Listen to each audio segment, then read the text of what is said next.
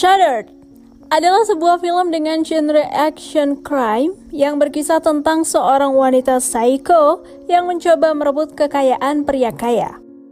Dengan parasnya yang cantik, ia menggoda korbannya hingga jatuh ke pelukannya sebelum akhirnya dengan kejam, wanita gila itu mulai membunuhnya dan inilah Shudder.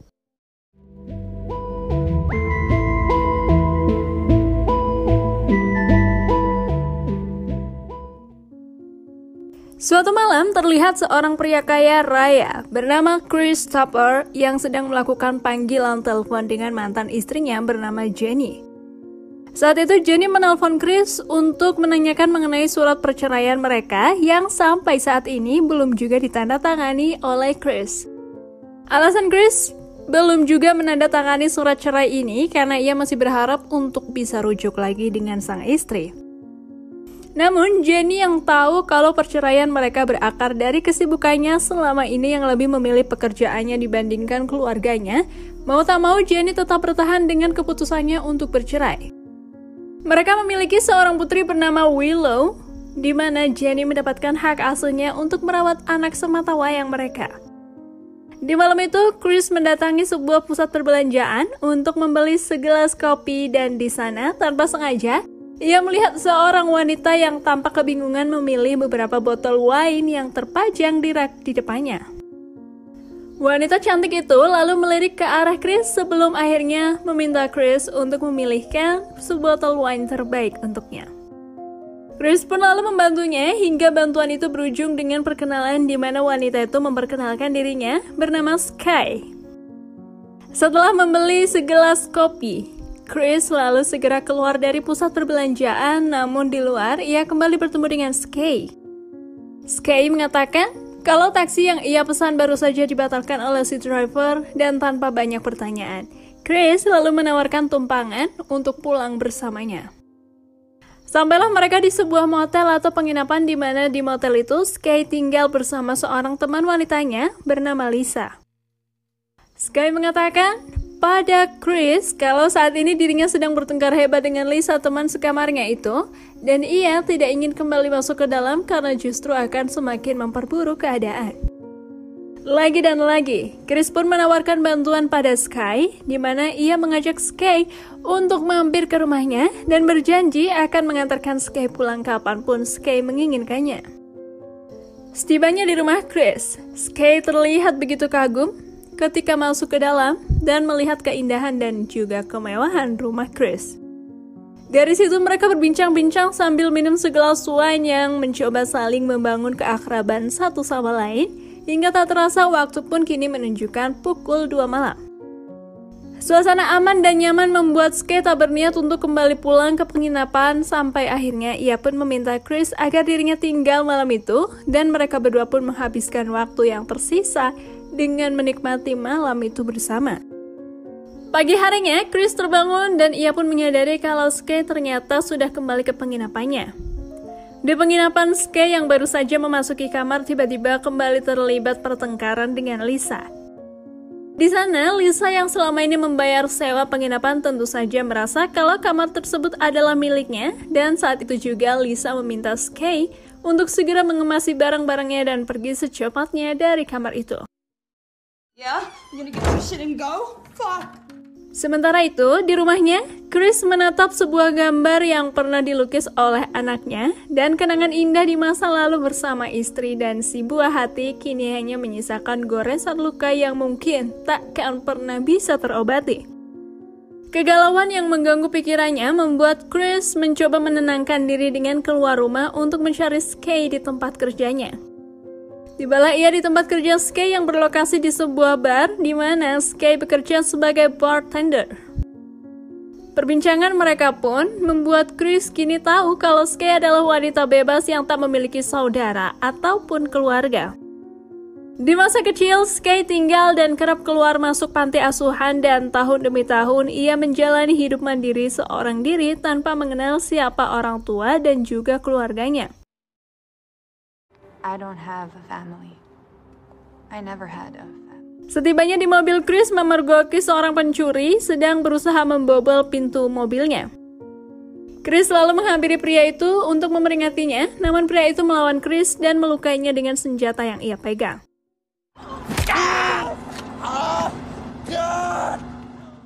Kondisi Chris yang lumpuh total membuat Skye mencoba menawarkan dirinya untuk merawat dan menjaga Chris selama fase pemulihan.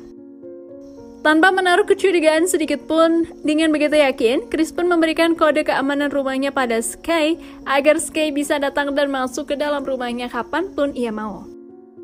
Skye terlihat pergi ke penginapan dan masuk ke kamar Lisa untuk mengambil sisa-sisa barangnya. Saat masuk kamar, Lisa kembali mengomel dan marah pada Skye karena Skye datang dan pergi seenak jidatnya tanpa sedikit pun memberi kabar. Singkat cerita, Skye telah kembali ke rumah Chris. Ia pun membangunkan Chris dengan cara menggodanya dan menemani hari-hari Chris sehingga membuatnya seakan membangun mimpi dalam kehidupan baru yang bahagia. Sementara itu, seorang pria tua pemilik penginapan bernama Ronald mendatangi Lisa untuk menagih uang sewa kamarnya. Lisa? Namun beberapa kali ia mengetuk pintu, tetap saja tak ada sahutan dari dalam kamar. Penasaran dengan apa yang terjadi, Ronald pun memutuskan untuk masuk ke dalam dengan membuka pintu yang ternyata tidak terkunci. Ia menelusuri ke setiap ruangan sembari memanggil-manggil nama Lisa, sampai akhirnya ia masuk ke dalam kamar mandi. Dengan kagetnya, Ronald melihat Lisa sudah tergeletak di kamar mandi dalam kondisi yang sudah tak bernyawa.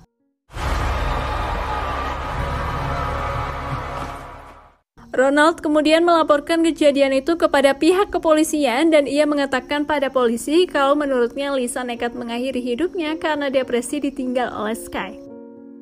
Seorang polisi yang penasaran dengan nama Skye lalu segera mencoba mencari identitas Skye melalui database record kepolisian.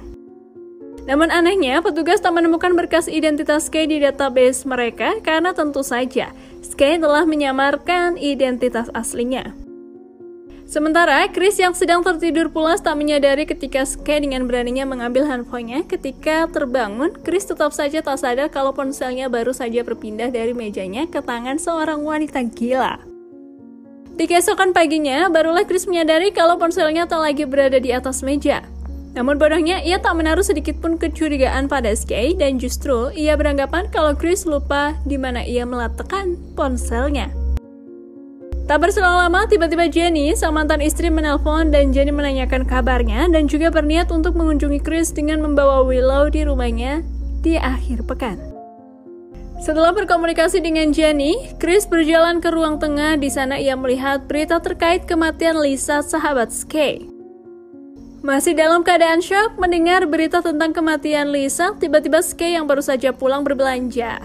Dengan santainya, ia masuk ke dalam rumah dengan mengeluarkan bungkusan belanjaan hingga memakan potongan ayam goreng sembari membelakangi Chris yang terlihat bingung karena menurutnya seorang model selalu menjaga pola makannya. Beberapa saat kemudian, Chris yang penasaran lalu menceritakan perihal kematian Lisa yang baru saja dilihatnya di televisi. Ia menyarankan agar Skye melaporkan hal itu kepada petugas kepolisian. Namun bukannya bersedih dengan berita itu, Skye justru terlihat dingin. Bahkan dengan santainya, Skye mengakui kalau dialah yang telah membunuh Lisa. Mendengar pengakuan itu, tentu saja Chris shock dan kaget dibuatnya. Why? Because I'm the one who killed her. Masih dalam keadaan tak percaya, Chris sekali lagi mencoba bertanya pada Skye apakah benar kalau dialah yang telah membunuh Lisa. Di sana Skye mengatakan dia membunuh Lisa karena Lisa seorang yang pencemburu dan itu akan menjadi penghambat baginya dalam menjalankan rencana. Tujuannya hidup bersama Lisa di apartemen adalah karena lokasi yang strategis untuknya, mengamati rutinitas dan kebiasaan Chris. Ia juga mengatakan sudah menyusun strategi dengan sangat rapi sehingga diketahui bahwa pertemuannya dengan Chris memang sudah direncanakannya oleh Skye.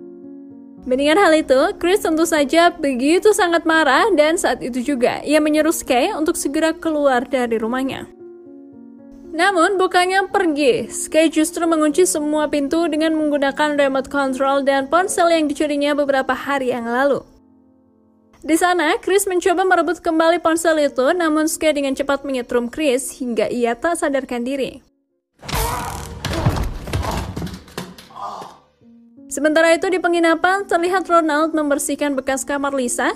Di dalam sana, ia mendapati sebuah teleskop di sisi jendela, di mana selama ini digunakan oleh Skye untuk mengamati gerak-gerik dan aktivitas Chris di rumahnya. Penasaran dengan alat itu, Ronald pun mencoba menggunakan teleskop tersebut, yang ternyata saat itu masih mengarah ke arah rumah Chris. Ronald menggeser lensa mencari titik yang sekiranya indah dipandang mata, dan tentu saja, objek itu adalah para wanita yang berada di sekitarnya. Beruntung baginya, Ronald mendapati seorang wanita yang sedang berlatih yoga, lalu ia mengambil posisi ternyaman untuk menyaksikan sebuah pertunjukan yang begitu lengkap. Di sisi lain, Chris yang sudah dalam keadaan terikat di kursi rodanya terlihat benar-benar tak berdaya. Ini hanya bisa melihat ketika Skye yang berjalan mendekat ke arahnya, di mana diketahui kalau wanita gila tersebut ternyata berniat menguasai seluruh harta kekayaan Chris. Di sana, Chris terus mencoba melakukan perlawanan, namun hal itu justru membuat wanita gila itu semakin tak terkendali. Fuck you, you lying fucking bitch!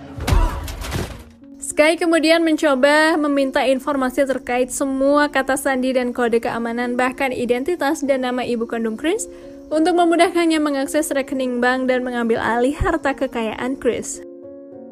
Chris mencoba bungkam dan bertahan tak memberikan informasi apapun. Namun tampaknya Skye tidaklah main-main dengan ancamannya, hingga akhirnya wanita gila itu mulai mengebor kaki Chris agar Chris mau mengatakan yang Skye inginkan. What's your mother's maiden name? Huh? Di penginapan, pertunjukan yang disaksikan oleh Tuan Ronald berakhir ketika sang wanita menyudahi latihan yoganya. Ia pun mencoba mencari pemandangan lain, dan tanpa sengaja ia mengarahkan teleskopnya ke arah rumah Chris.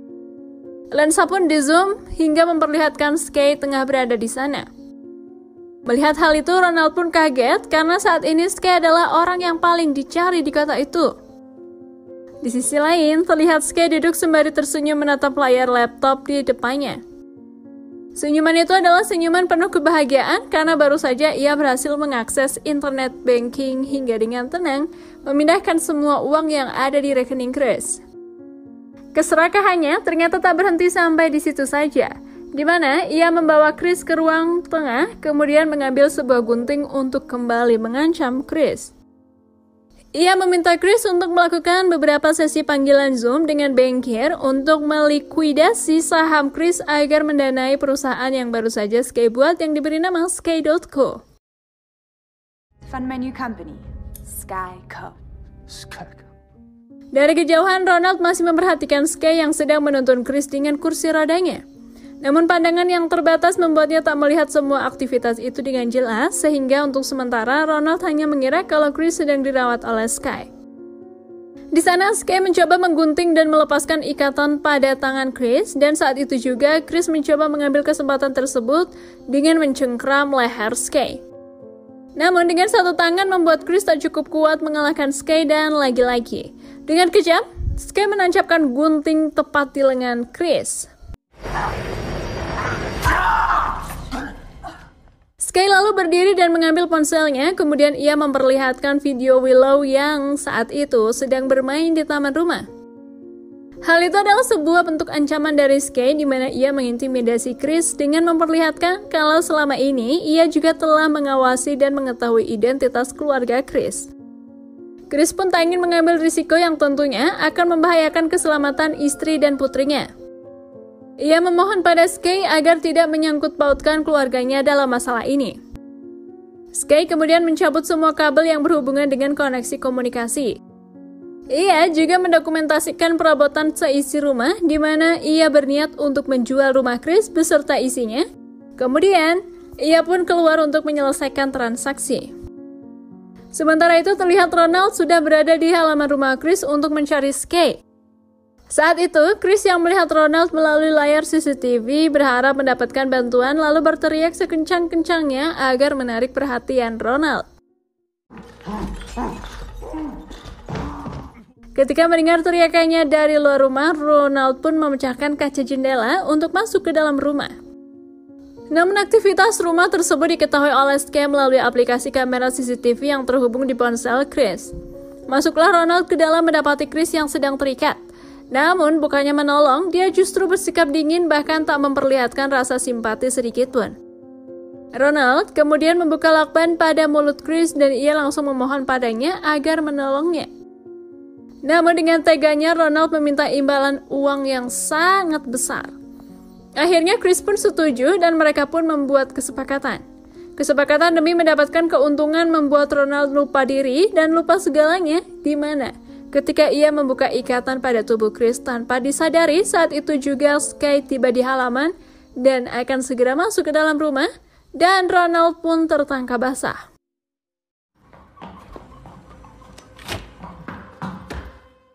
Ronald kemudian mencoba melarikan diri, namun Sky yang marah terus mengejarnya hingga akhirnya Ronald pun tewas di tangan wanita cantik itu. Ronald? Sementara itu, di ruang tengah, Chris terlihat sedang berusaha melepaskan dirinya dari kursi roda dan ia berhasil meloloskan diri. Ia kemudian keluar dan mencoba membuka paksa pintu mobil yang terkunci yang membuat alarm mobil berbunyi hingga dengan terpaksa ia segera pergi meninggalkan halaman rumah sebelum Sky menyadarinya. Chris pun kemudian berhasil menaiki sebuah motor Sky, lalu segera pergi meninggalkan tempat itu. Namun tiba-tiba ia kehilangan keseimbangan yang membuat motornya menabrak gundukan batu hingga ia terjatuh. Di pinggir jalan, kebetulan saat itu seorang pria sedang melintas di lokasi dan pria itu lalu membantu Chris masuk dalam mobilnya dan segera pergi meninggalkan tempat kejadian. Di perjalanan, Chris pun meminta bantuannya untuk menelpon panggilan darurat, di mana saat itu seorang operator wanita menerima respon pengaduan dari Chris lalu bertanya di mana lokasi dan keberadaan Chris saat ini. Ketika Chris baru saja ingin memberitahukan lokasi dan keberadaannya, tiba-tiba ia pun kaget dan hanya bisa terdiam ketika pria itu membawa Chris kembali masuk ke dalam rumahnya yang sudah ditunggu oleh wanita cantik dengan bermandikan darah, Ronald. Ternyata pria tersebut adalah ayah tiri Sky yang juga diajak merencanakan perampokan itu.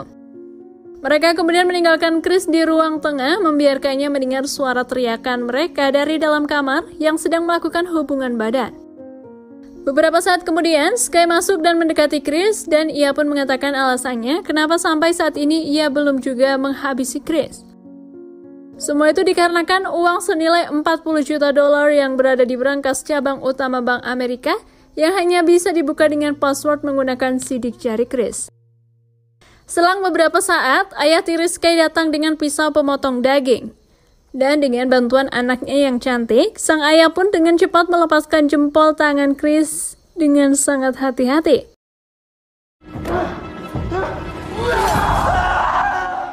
Di waktu yang bersamaan, masuklah sebuah mobil yang terparkir di halaman rumah, di mana ternyata itu adalah Jenny, mantan istri Chris, bersama Willow, putri mereka. Kerinduan sang anak membuat Willow dengan bahagianya bergegas lari mencari ayahnya. Sementara di belakang, Jenny terlihat mulai curiga ketika melihat keadaan rumah yang berantakan, di mana ia juga melihat bercak darah berceceran mengotori lantai. Merasa ada sesuatu yang tidak beres membuat Jenny terlihat panik, lalu segera memanggil Willow yang saat itu sedang berada di kamar, dan Willow kembali dengan sudah digendong Sky, wanita cantik itu. Sky dan ayahnya kemudian memasukkan Jenny dan Willow ke ruangan bersama sang ayah yang sudah bersimpah darah. Mereka kemudian pergi ke bank untuk mengurus obligasi dengan menempelkan jempol Chris di tangannya. Sementara itu, dalam ruangan dengan tatapan kosong, Chris melihat ventilasi dan mulai menemukan sebuah ide, di mana ia berpikir kalau ventilasi tersebut adalah satu-satunya cara untuk keluar dari ruangan itu. Namun, ia dan Jenny tak akan mungkin bisa masuk dengan lubang sekecil itu. Akhirnya dengan terpaksa, ia meminta Willow untuk masuk ke sana.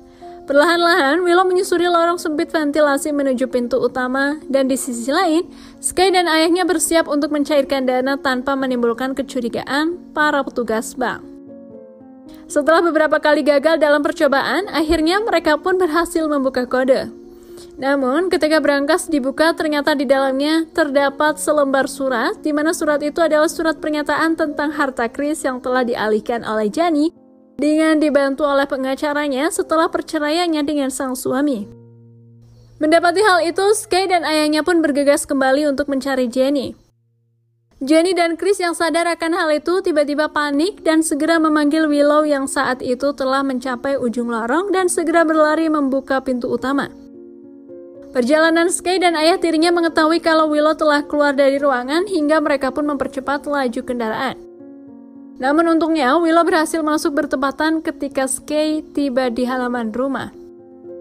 Ayah tiri Skye menyuruhnya untuk segera menghabisi Chris dan menangkap Jenny demi obligasi. Sementara itu, ia masuk ke dalam ruangan dan menyadari kalau Chris dan keluarganya sudah tak lagi berada di dalam.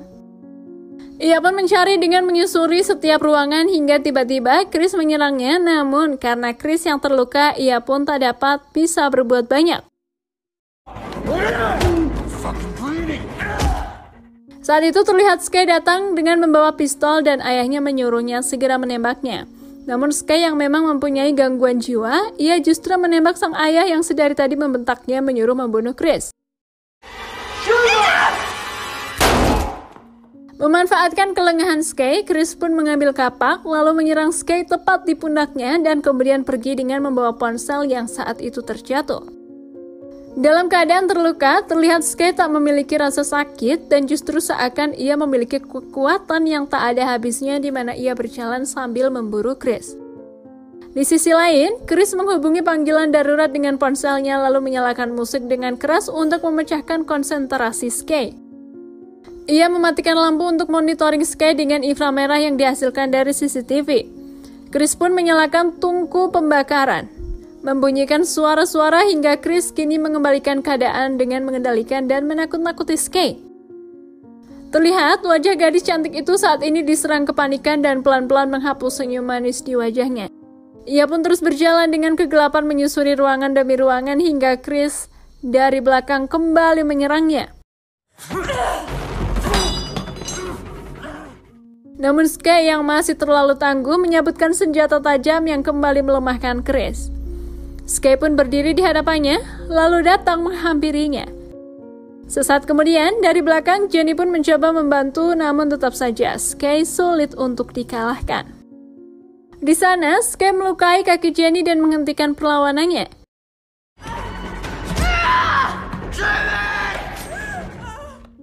Chris yang melihat itu mencoba sebisa mungkin melindungi mantan istrinya dan ia berusaha melawan dengan kondisi yang tak lagi memungkinkan. Sampai akhirnya Skye pun bersiap-siap mengayunkan kapaknya untuk menghabisi mereka berdua, namun tiba-tiba dari belakang dengan berani Willow menembak Skye dengan pistol.